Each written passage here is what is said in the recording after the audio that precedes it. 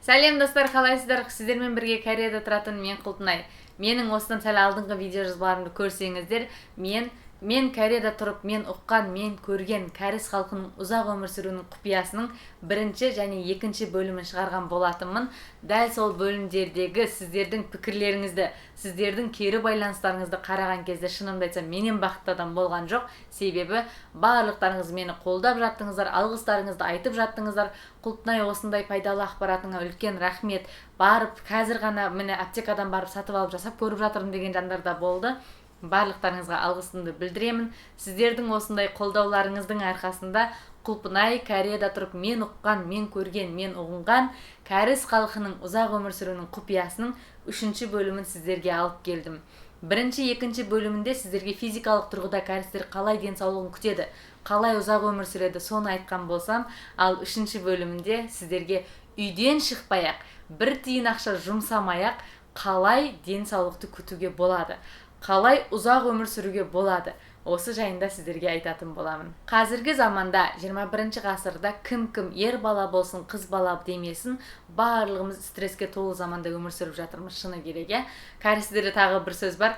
Сәл бір нәрсе болып ауырып больницаға барсаң стресстен деп айтады. Кореяда тұрған жандар жақсы білетін шығар. Емделуге Кореяға бір жерге больницаға барып қалсаң, бірінші себебін стресс деп шығарып береді. Соншалықты кәрістер стресске өте қатты мән береді.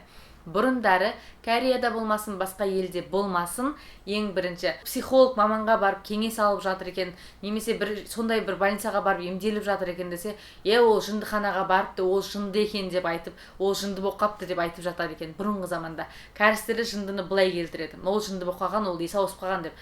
Бізде былай келтіреді ғой, кәрістері былай келтіреді екен ол нәрсені.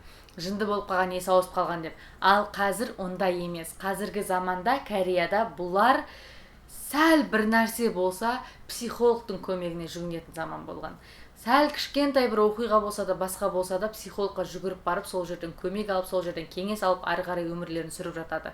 Бұрындары оның жындыханаға барып, есі ауысып кетті деп айтатын болса, қазірде керісінше, жақсы қадам, дұрыс, сол жерден бастау керек, сол жерге барсаң өмірің өзгереді деп, бұлардың ойлары керісінше өзгерген. Бұрындары оны психолог маман деп айтатын болса, қазіргі заманның тілімен жеке коучинг маманы деп те өзгертіп алған екен.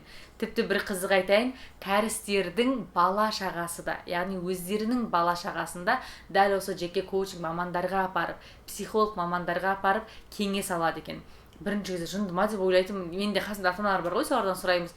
Сөйтсек, бұларда Кореяда білім беру жүйесі бір-бірімен жарысып оқиды. Прям өте жарысып оқиды. Үлкен университеттерге түсу бұлардың мақсаттары. Сонымен бала әбден стресс алып қиналып кетпесін деп, әр ортасында жеке мамандардан барып кеңес алып отырады екен. Және оны бұлар ұятқа санамайды да екен. Мен қызық болсын деп бір-екі жерге звондап бағасын сұрап көрдім. Бағасын естіген кезде шынымды айтсам үлкен көзім одан бетер шығып кете жаздады шаранасынан. Себебі біздің кәдімгі балаларыңызды оқытатын ағылшын математика курстарына қарағанда бағасы бірнеше есе қымбат. Бірақ соның өзінде де адамдар сол жерге жіберіп жатыр, сол жерге барып жатыр, емделіп жатыр. Яғни бұрынғы заманда психологтың көмегін алып жатыр екен десе, жынды болып қапты ғой деп айтса, қазіргі заманда ең жақсы нәрсе ол жеке коучингтің, психологтың кеңесіне құлақ асу болып табылады екен. Сол үшін бұлардың әрине бірінші денсаулықтарын күтудің алғашқы сатыларының бірі деп айтсам болатын шығар. Дәл осылай адамдар өздерін емдеп жатыр екен. Қазірге дейін денсаулық күтудің бірінші, екінші бөлімде физикалық тұрғыда қалай күтуге болатынын айтсам, бүгін сіздерге физикалық емес, моральдық тұрғыда, яғни ойлау қабілеті бойынша қалай ұзақ өмір сүруге болады, осы жайында айтатын боламын. Әрине, әр адамның денсаулығын күтуі, өзіне қарауының тәсілдері әртүрлі болғанымен, ең бірінші мен айтатын едім, ол бірінші сіз өзіңізді қалай күліп жүріңіз. Күлу, барлықтарыңыз білесіздер, ол сүннет, күліп жүрсеңіз басыңа бақ қонады дегенде сөз бар. Бұл менің жеке тәжірибемнен айтатын болсам, ең алғаш мен бұрын мені танитын жандар жақсы біледі деп айтамын. Мен Қазақстанда жүрген кезде, мен өзімнің көңіл күйім жақсы болып күліп жүрсем де, жұрттар мені бір нәрсеге ренжіп немесе жынданып жүр, неге шеке басың тырысып жүр деген сияқты ойлар ойлайды екен. Яғни жұрттарға солай сезіледі екен. Ал мен негізі ондай емес, менің көңіл күйім жақсы тұғын. Бірақ Кореяға келген кезде, алғаш кезде шынын керек, мен де ондай нәрселерді көп естідім, көп көрдім. Және бірінші кездері кәрістер маған келіп, бүйтіп күліп, әңгіме айтып, жымиып сөйлеп жүрді. мен алдап кетейін деп жатыр ма, алаяқ па, шетел азаматы екен деп алдап кетпекші ғой деген сияқты менде шынымен бірінші күдік пайда болатын. Бірінші қорқа бастайтын, бірінші күдік пайда болатын. Неге екенін бірақ өзім де білмеймін. Бірақ келе өмір сүре келе, бұл кәрістердің культурасы, мәдениет екен ғой. Бұлар бір көрген адамға күліп сөйлейді екен ғой. Жылы сөзбен жымиып келіп күліп сөйлеп, әйтеуір жылан ізіне шығады ғой. Сондай жандар екенін түсіне бастадым. Әрине үйлерінде қандай екенін білмеймін, бірақ көшеде адаммен кездескен кезде бұлар шынымен де жымиып күліп тұруға тырысады. Менің YouTube каналымдағы алғашқы видеоларымды көрген болсаңыздар, бұрыннан бері мені көріп жүрген жандар жақсы біледі. Менің бұрынғы бейнежазбаларымда мен тымырайып отырып видео түсіріп, немесе қимылдамай отырып видео түсіріп, осындай өте ыңғайсыз жағдайлар өте көп болған, бірақ бұлай болмайды, көргенде де маған ыңғайсыз болып кеткендіктен сәл жымиып көрейін деген мақсатта мен өзімді тәрбиелей бастадым, шыны керек. Күннен күнге жымиып күліп түскеннен кейін түрлі пікірлер пайда бола бастады, комментарийлар жазыла бастады. Біреуінің ішінде күннен күнге әдемі болып бара жатырсыз деп жазған жандар да болды. Әрине қуанып қалатынмын. Өзімді әдемі деп санамаймын, бірақ сондай сөздерді естіген кезде қатты қуанып қалатынмын. Ал енді кейбіреулер болса, неге жұртыңдап күле бересің деген пікірлер де болды. Әрине әркімнің ойы әртүрлі болғандықтан пікірге мән бермеуге тырысамын. Ондай қатты жаман жазылған пікірлерге мән бермеуге тырысамын. Содан кейін, әрине мен күліп түсіре бастағаннан кейін, менің бейнежазбамның пікірлерінің астында барлықтары сіз не деген әдемісіз, сіз кереметсіз деген пікірлерде мен қолдау ала бастадым. Байқасаңыздар, мен видео түсірген кезде, бейнежазба түсірген кезде ешқандай да сақина, алқа, сырға, аксессуарлар тақпаймын. Мен де ол таққым келеді, бірақ үйде тірліктермен жүргеннен кейін ыңғайсыз деп ойлаймын ба, таққым келмейді, тақпаған нәрсе әдетке айналып қалды. Бүкіл аксессуарым сейфте тұр үйде.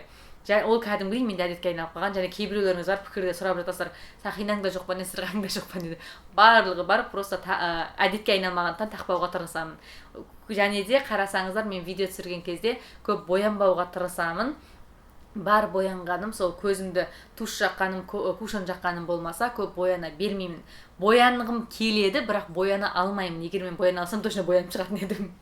Менің видеожазбада сіздерге сәл де болсын әдемі болып көрінуінің бірінші құпиясы, ол сіздерге қашанда күліп тұруымның, жымиып видеожазба түсіруімнің арқасында деп ойлаймын. Сол үшін кәрістерде халық арасында тараған мынандай да сөз бар екен. Күлу ол байлық.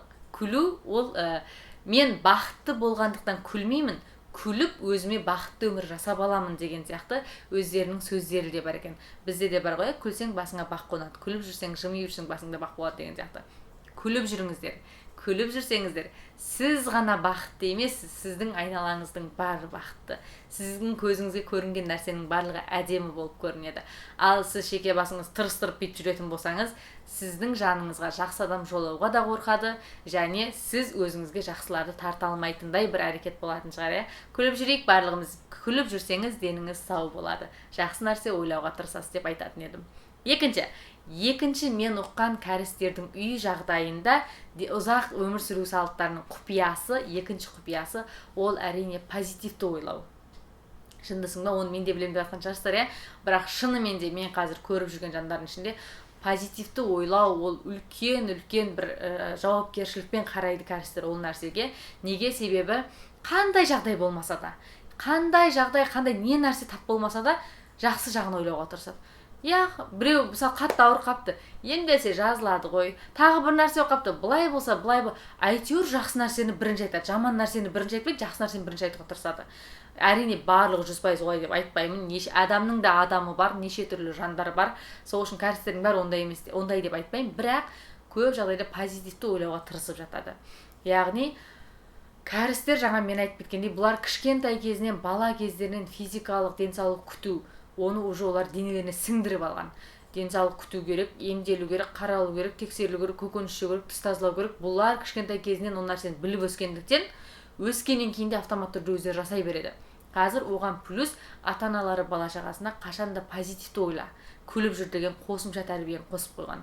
Яғни қандай жағдай болмасын, емтиханнан құлап қалдың ба, ничего, келесінде өтуге болады деген сияқты өздерін жақсы жағынан ойлап отыруға тырысады екен. Әрине, негативті ойлайтын болсаңыз, сіз негативті ойлап басыңызбен негативті ойлаған сайын, сіздің ойыңызда дәл осы бір ненің ішінде, қармақтың ішінде қалып қалады, көзіңізде осы қармақтан артық нәрсені көрмейді деп ойлайды кәрістер. Сол үшін, егер сіз қашанда позитивті ойлайтын болсаңыз, кең ойлай аласыз.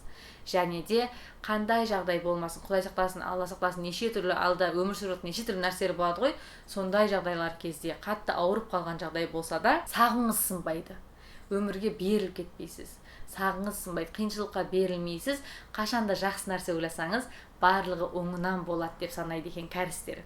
Сол үшін мен де сіздерге айтатын едім, қандай жағдай болмасын, не болмасын, қандай қиыншылыққа тап болмаңыздар, жақсы нәрсе ойлаңыздар, позитивті нәрсе ойлаңыздар. Менің де күнім оңнан туатын күн болатын шығар. Бүгін осындай болса, ертең жақсы жолым болады деген сияқты жақсы нәрсе ойлаңыздар. Сіздер жақсы нәрсе ойласаңыздар, сіздің отбасыңыз, сіздің бала-шағаңыз, сіз бақыттысыз ба, сіздің бала-шағаңыз бақытты, сіздің отбасыңыз бақытты, сіздің достарыңыз да бақытты. Сіз қалай өмір сүресіз, сіз айналаңызға сондай энергияны бересіз. Сол үшін, әрине мына психолог қаяқтан келді демей-ақ қойыңыздар. Мен де өзім осы нәрсені үйреніп жүрген жандардың бірімін. Менің үйренгенді, менің білгенімді сіздерге жеткізгім келеді, айтқым келеді. Бар болған сол. Одан басқа еш нәрсе емес. Менің қалауым, мені көріп отырған сіз, дәл сіз. Деп жымиып күліп қойыңызшы деме, жындысын көргендер. Хотя мені бір көрген кезде күлсеңіздер де соның өзі бір үлкен тәжірибе болатын жарай, күліп жүріңіздер. Барлықтарыңыз бақытты болсаңыздар екен деймін. Сіз қандай өмірді қалайсыз, сол өмірді өзіңіз жасап аласыз, өз қолыңызбен. Әрине, пешенемізге жазған деген нәрсе бар, оны мен де білемін. Бірақ пешенеме жазды екен деп барлығына бүйтіп отыра бермейміз ғой, күліп жүріңіздер. Дәл қазіргі әлем бойынша жүріп жатқан вирустарға да, вирус қойсын, жұмыс жоқ, анау мынау деп қиналып отыра берсек, отырып қаламыз. Вирус па? Басқа жолыңыз деп, басқа жағымен де өмір сүруге болады. Оның барлығы сіздің ойлауыңызға, сіздің таңдауыңызға байланысты. Айтар едім, жақсы ойлаңыздар, тек қана жақсы нәрсе ойлаңыздар, күліп жүріңіздер. Өмірлеріңіз әдемі, сұлу, бақытты болуы дәл сіздердің қолдарыңызда. Қандай өмірді қалайсыз, сондай өмір жасап аласыз. Сол үшін күліп жүріңіздер, позитивті ойлаңыздар. Бақытты болыңыздар, дендеріңіз сау болсын. Барлықтарыңыз жақсы көремін, сау болыңыздар.